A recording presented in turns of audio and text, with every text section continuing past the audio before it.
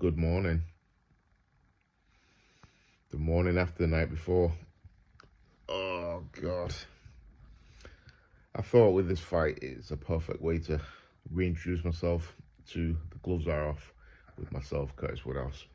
Been off it for a while, but I've been keen to get it back, so what better chance than what we seen last night? Anthony Joshua getting knocked out by Dynamite Daniel Dubois. What a fight. I mean, I honestly don't know where to start with AJ. The performance was all over the place. Like to a point where I'm watching it screaming at the telly. I make no excuses. I love AJ. I think what he's done for British boxing is incredible. I think he gets an unbelievable amount of stick. A lot of it not warranted at all. I wanted AJ to win badly. I'm screaming at the TV. He's come out for the first round. His left hand is so low. I just couldn't believe what I was watching. His right hand was on his chest. This is against a guy, Daniel Dubois, who's got a big right hand over the top and has got a great left hook. And he's dangerous early in a fight because of that power is at its highest when you're fresh. So surely the tactics have to be, listen, nice and compact, hands nice and high, don't take anything early, work behind your jab, don't take any chances. Don't give him any confidence early on to touch you, to hit you clean or anything. Don't do it. Don't give him that opportunity. But the way he came out was just unbelievable.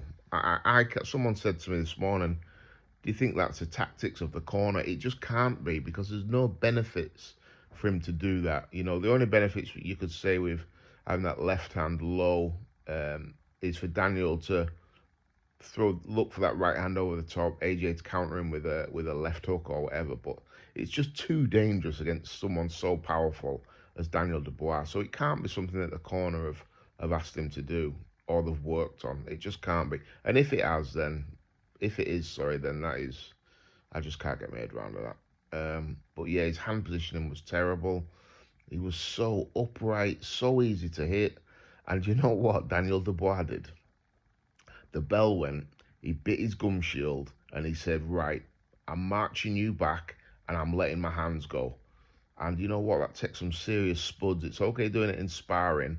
It's okay doing it when you haven't got someone like Anthony Joshua in front of you who can really, really punch and switch your lights off. Daniel made the decision where I'm coming, I'm doubling that jab, I'm throwing hard jabs, I'm backing you up, and once I'm in range, I'm letting my hands go. And he did. And AJ's never lost like that before. AJ has never been beaten up like that. Because AJ's the big, strong cat, isn't he? You know, 6'6", Nigerian powerhouse. You've never seen AJ get backed up and beaten up like that. And that's why I think this loss will hurt more than any of the others. You know, against Usyk, he was comprehensively outboxed. But Usyk outboxes everybody. He's a master. His skill level is scary good.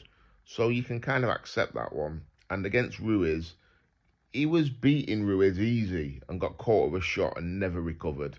And that can happen. So you can always put them 3 defeats that he had previously. You can mentally accept that, I think. But what happened to him last night has never happened before. When he's been in with big, powerful people, like Dillian White, for example. Dillian White couldn't back him up. AJ said, nah, come on then, let's have it. And he knocked him spark out.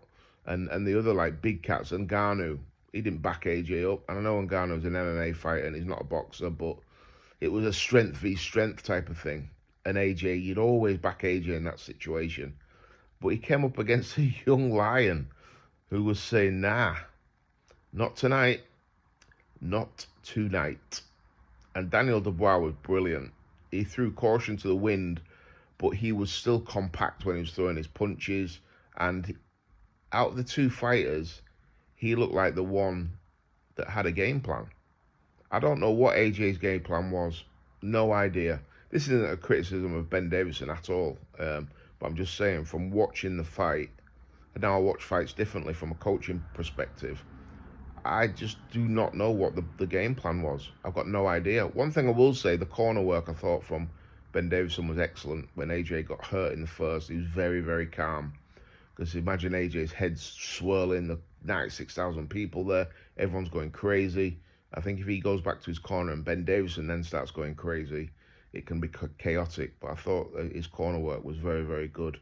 But yeah, I mean, tactically, AJ just looked completely lost. And once Dubois got on top of him, I don't like saying this because, like I said, I am an AJ fan, but he fell apart. He fell apart really, really quickly. I know he was hurt from that first shot that put him over. I mean, you look at AJ. Go and watch it now. You look at AJ's left hand when that first right hand from Daniel Dubois puts him down. It's unbelievable. It's below his waist. It's something that an amateur making his debut would not make that mistake. I honestly can't believe it, especially when you know you're in with someone who has some serious, serious firepower. You can't carry your hands like that. It was unbelievable. His head was coming up. He was leaning back from punches. You can't do that. You've got to step back and be out of range with Daniel Dubois, or you have to be close so he can't land that long right hand close enough and have your head in the right position so he can't hit you with hooks. But AJ was always in that horrible distance, that mid-range distance where Daniel could hit him with everything and get full rotation and taut on his shots. It was a strange performance. One where I'm sure he watches back and he'll be like, what am I doing? Yeah, sad moment for me. Like I said, I'm an AJ fanboy. I make no excuses. I think what he's done for the game is unbelievable. And to see him go out like that was quite sad. He was knocked clean out. He was trying to get up. One thing, people will ridicule AJ all day, all week, probably for the rest of their lives. He gets unfair amount of stick, in my opinion. But one thing you can't take away from AJ is he's got heart. Because whenever he got hit, whenever he got buzzed, bearing in mind, this is a guy who's got like 100 million in the bank. He doesn't need to get up. But every time he got hurt, he always kept trying to get back in the fight. And when he got knocked out, he'd actually got himself back into the fight. And his punch selection is awful. So he's backed Daniel Dubois up. He's throwing a single right uppercut against Daniel Dubois, out of position, not thinking defensively whatsoever, probably because he's buzzed at that point, and he gets cleaned out by a right hand. You've got to keep it simple in them instances. Double jab, right hand, work your way back in, 'cause that's what he's hitting Daniel with. He's working behind that jab and landing that right hand. So to throw a single right uppercut, again, very, very dangerous punch to throw, leaves you defensively wide open. And Daniel capitalised and knocked him out. Even when AJ's down in that last one, you look at him trying to get up. I always look at things like that in a fighter because he's unconscious there, he doesn't know what's happening, but his spirit inside of him is trying to get him up. And I love stuff like that. Yeah, I woke up this morning really sad. I'm gutted. I'm gutted for AJ because I know how people are going to now reflect on his career. They're going to say, I've seen it already online, he was always a bum. He's never any good. But you have to, the run that AJ had after he won the title, and 4 or 5 fights in a row, that's how you got to remember him, because that was AJ at his peak. And it's sad to say, in my opinion, I think he should call it a day. I think that's it for AJ. I think if he rematches Daniel Dubois, I think he loses again. Daniel's young and powerful, and that win had given him so much confidence, and he's coming off some really, really good wins. I just think he'll walk through AJ and knock him out again, and I'd hate to see him end on the back of 2 knockouts to Daniel Dubois. I think he needs to go away, have a year out, and if he is going to come back, I mean, where does he come back? What does he do? Who does he fight? He's kind of pitched in at a level now where I don't think there's many out there that he can beat anymore. And that's sad because up until this time yesterday, I'd have told you AJ was the second best heavyweight on the planet after Alexander Usyk, but he's clearly not.